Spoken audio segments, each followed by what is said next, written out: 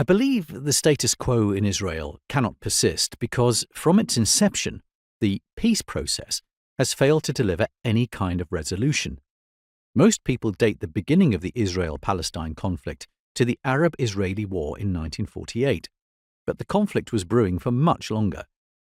In the middle of the First World War, the British government made the notorious Balfour Declaration, committing to facilitate the establishment in Palestine of a national home for the Jewish people in anticipation of the collapse of the Ottoman Empire.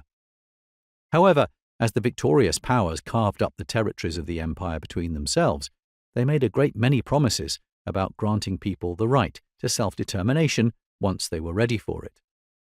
When Britain was granted a League of Nations mandate in Palestine, the mandate stipulated a responsibility to safeguard the civil and religious rights of all the inhabitants of Palestine, irrespective of race and religion, and to encourage local autonomy.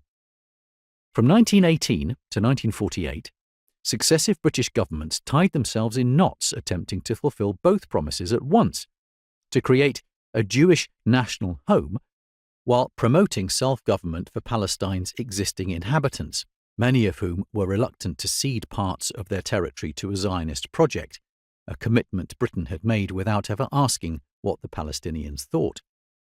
Naturally, all these attempts were abject failures.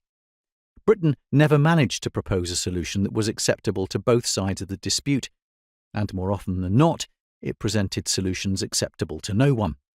In a white paper in May 1939, one of Britain's last efforts to do this before the Second World War, the government declared it had already created a national home for Jewish people, as over 450,000 Jews were now settled in Palestine.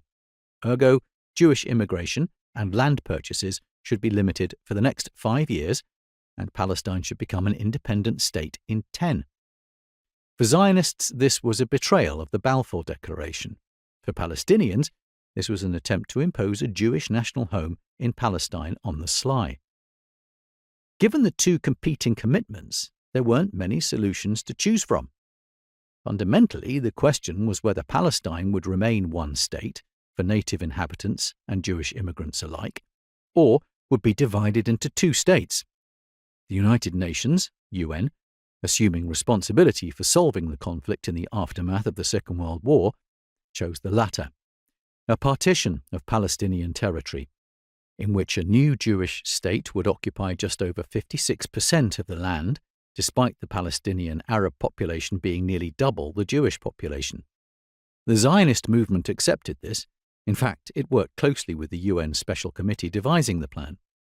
Even if the ultimate aim of many Zionists was to acquire the entirety of historical Palestine, they understood the strategic utility of international recognition of a Jewish state. And they also understood that the partition plan all but guaranteed a war. Who, after all, would willingly give up half of their homeland to an outside movement?